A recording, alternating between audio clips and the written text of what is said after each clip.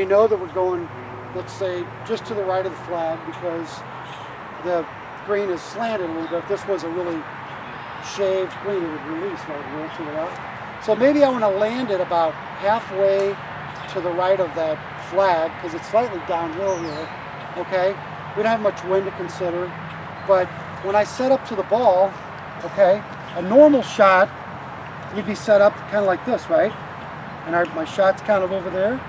But in this situation, I'm going to have more of an open shot or an open stance, and my club face, the swing path is going to go down the line of where we're going.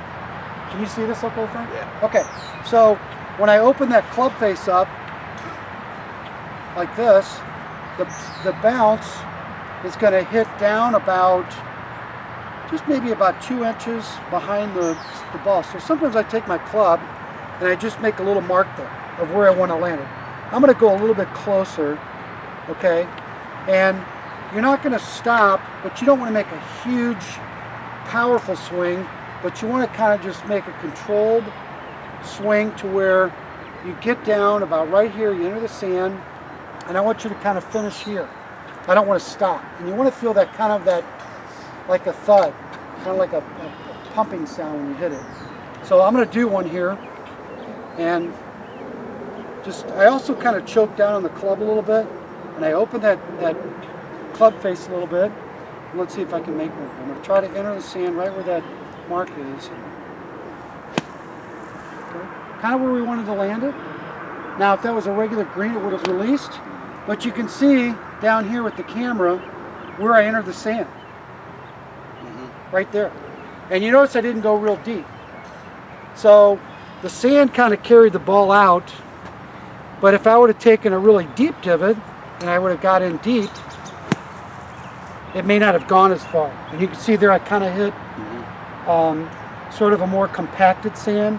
And that's another thing that I forgot who mentioned, it might have been Frank, but it does depend on the conditions. So if you go down to Port St. Lucie at the PGA Training Center, they have all different types of sands. So this is kind of a river bottom sand. It's a little heavy, so you can hit it, pretty good to get through the ball. But I'm going to have each of you guys try just a normal shot, and I'm going to watch you kind of see what you're doing.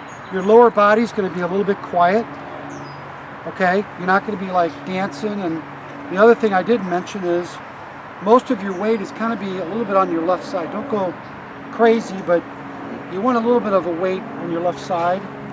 And then when you come through, you're also going to remember not to break that wrist down. So you almost want to just come down and smack it and then kind of finish your follow through. But you don't want to you don't really need to roll your wrist a lot, and you don't need to let that wrist break down.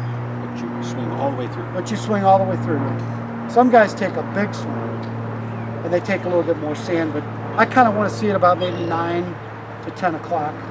But you also, one of the important things with sand is to keep it moving. So don't decelerate. Don't take a big swing and then slow down. Make sure you get under it. And I think couple of the biggest mistakes that amateurs make is one, they fall back, okay, and they get too deep and they don't follow through. Or they'll try to pick it and not get a lot of sand, they end up sculling. So, all right, that's great. Let's see if you guys